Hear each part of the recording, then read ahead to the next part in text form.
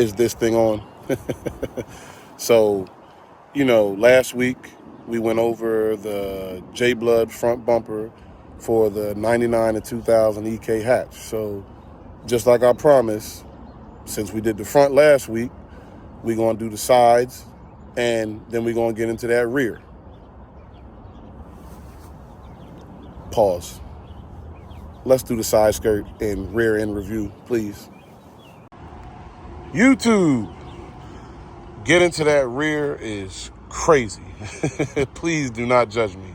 But anyway, on a side note, did y'all take time from the last video and use that discount code Don't Panic to pick up your LED bulbs from Exito? You still have time. No rush, but as you can see, they're good and they look beautiful. The brightness is crazy. Now, you can't really see it that well because it's daytime out here, but when nighttime hits, you really notice it. But regardless, that's not what y'all here for. So let's just cut these off and get into what y'all are here for. Now, these are the side skirts that I chose to round out the look that I wanted to go with the J Blood bumper on the front. Now, the thing with these side skirts is, I'm not here to gatekeep and try to withhold information. I'm just being completely honest with you. The side skirts were custom made, okay? A little story is I saw a few hatches online, when I was trying to find a kit to round out the, whole look and make it even. I saw these side skirts on a couple of cars. Now, I wondered, how come every time I see these side skirts, it's on the same two cars? It didn't make sense to me until I started doing my research, and I found out that there was a person who had chosen to custom make these side skirts. Now, I never thought I would get my hands on them, but one day I just so happened to be searching and they popped up. I messaged him. He said he had 2 sets left, and after that, he was going to be done with them. So, naturally, right away, I asked him, well, how much do you want for them? He said $700. I sent them, and that's how I got them. So I can't give you a name for them because they're unbranded, and they're literally something that someone custom made.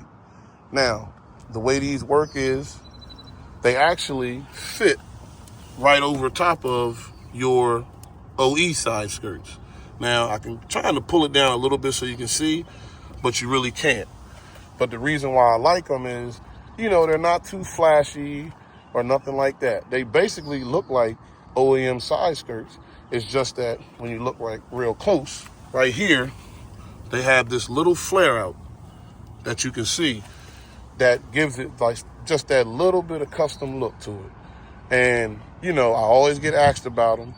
And honestly, I feel bad because I never can give information on them because they're literally something that somebody custom made, and then he was done with them and he never brought any more back out. So that's the story on the side skirts. So then when we come around to the rear to finish out the kit, I went with the VTI rear lip.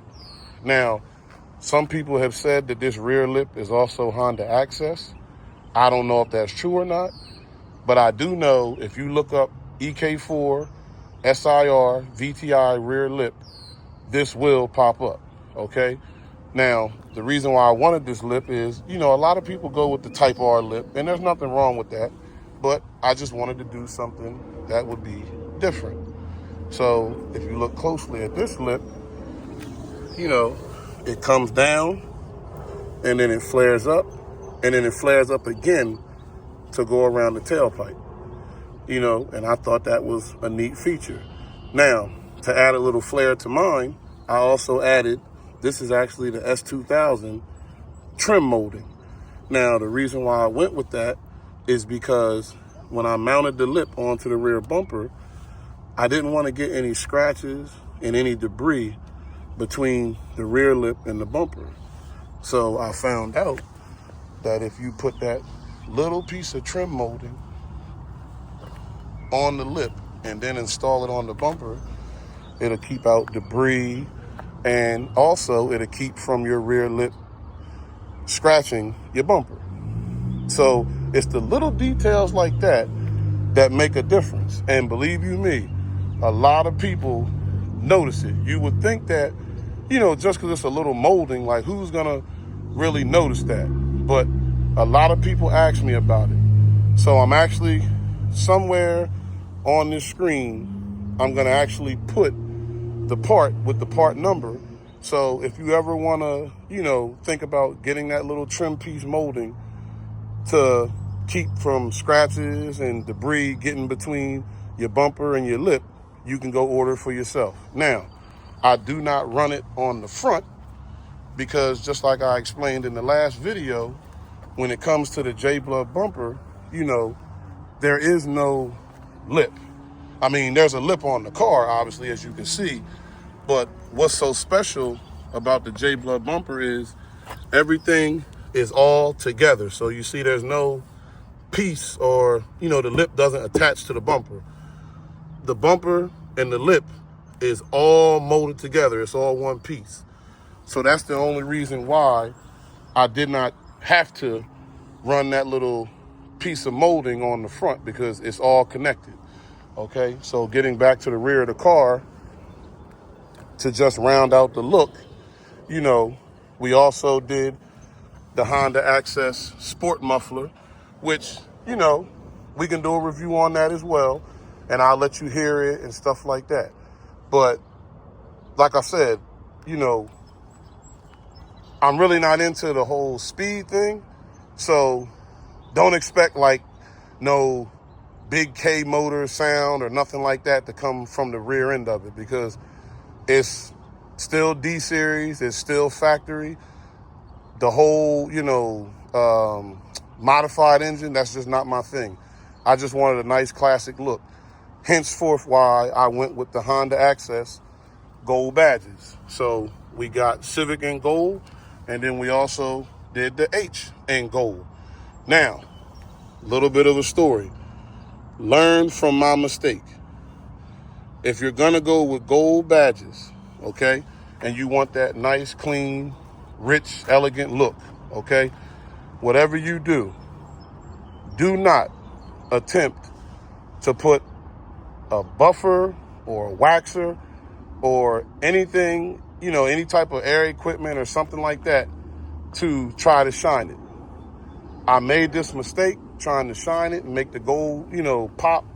And literally, when I hit it with the waxer, it took the gold finish right off of it. You big dummy. By the time I got done, and it was only one pass. I went over it with one pass, and by the time it was done, I had the regular silver badges. And I'm not lying to you. Don't make the mistake that I made, because the reality of the situation is, for that gold package, the H, and then the word Civic, you're gonna pay a little over $200. So that's an expensive mistake that I made that cost me, because then I had to turn around and find another set and order another set. Now, something else in the rear that people tend to look over is, we have these Honda Access shark fins that sit up under the factory spoiler. Now, again, that's something that I get asked about a lot, but the only downside to those are you can only have three different type of spoilers to be able to run these, okay? Your only options are obviously the factory spoiler, okay? Then you can get the spoon spoiler, okay? And if you want to get like the spoon knockoff spoiler, you can do that too. And those are literally like your only three options. Reason being is these are made to sit up under the lip. Like, see how it comes under and curls in there? That's how they're made. So you can't run like the Type R, spoiler, because it won't work. It won't contour to the shape like it's supposed to. So that's the reason why you can't run the Type R. You can't run the Mugen. Now, don't get me wrong, you can put it on there. I'm just telling you that it's not gonna line up and flow the way it's intended to do it, okay? So that's gonna wrap up the side skirts as well as the rear lip.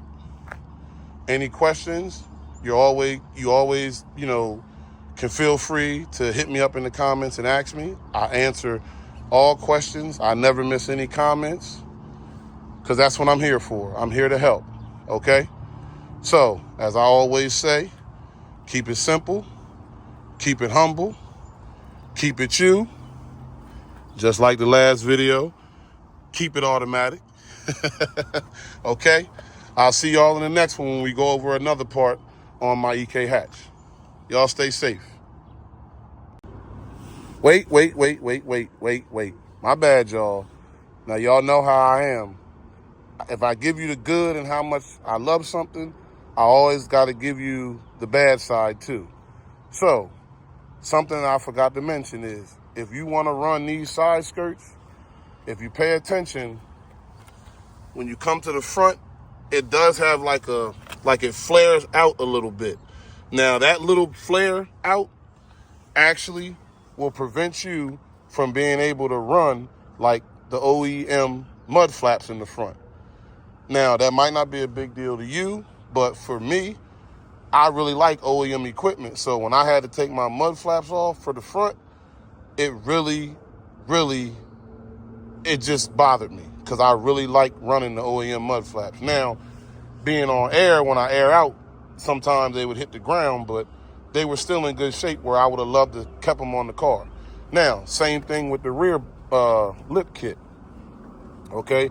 With this rear lip, because of the way it's cut, if you wanted to run the rear mud flaps, again, you would have to, some people found a way to do it, but the problem is you have to trim and cut the mud flap to be able to run them.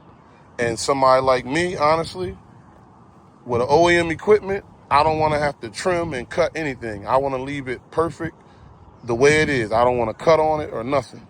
But if you want to run the rear mud flaps, you would have to trim and cut them to be able to make them work, okay? I'm done now. Keep it simple, keep it humble, keep it you. I'll see you on the next one.